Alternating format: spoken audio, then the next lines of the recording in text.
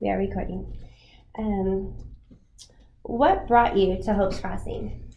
What brought me to Hope's Crossing was when I was in prison. I was introduced to a prison fellowship, and from there I was recommended to go to a church. And while I was attending that church, a lady came up to me and told me about this program, and she actually hooked me up with Laura. And after that interview, I knew I wanted to be a part of that program. That is awesome. What part of, you speak about a program, so what kind of program were you involved at Hope's Crossing? The Fundamentals of Freedom program. Can you explain a little bit about that to me? It's like a program where if you've come out of any kind of trauma, they help you with rebuilding your self-confidence, even finding self-confidence if you never had it, and new ways to deal with situations in your life, and it just brings back hope into your life. And so when you said it gives you, so it provides you with tools or actual,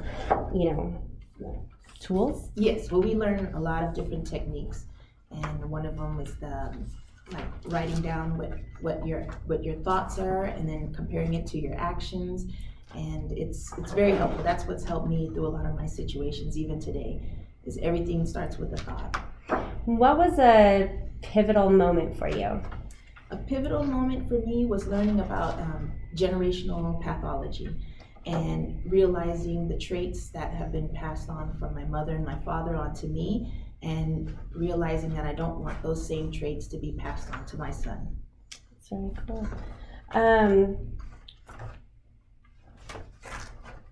Since the program, so you were involved in the Fundamentals of Freedom program. Is there any other aspects of Hope's Crossing that you are involved in? Is there an aftercare or anything like that? I'm also involved in the alumni program. And what does the alumni program do? About once a month, the alumni, we get together and we will help out with planning the next graduation, and we also, continue the work on ourselves. It's like a check-in on how our lives are going. Okay.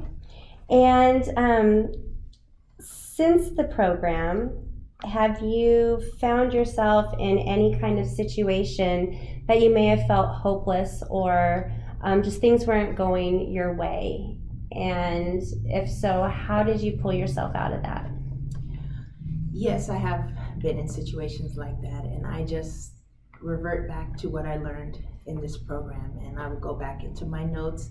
And like I mentioned, the learning that my actions first started with a thought, and I just write it down and express myself that way. And then I also pray. Very good. What are you most hopeful for in going forward in your life? I'm most hopeful for my future. I have a 1-year-old now, and I just want, to be the best role model I can be for him. And everything that I've learned in this program has given me confidence, and I actually hope to go through the program again a second time, now that things are a little different in my life. But I really hope I can pass on a lot of the things I've learned to him.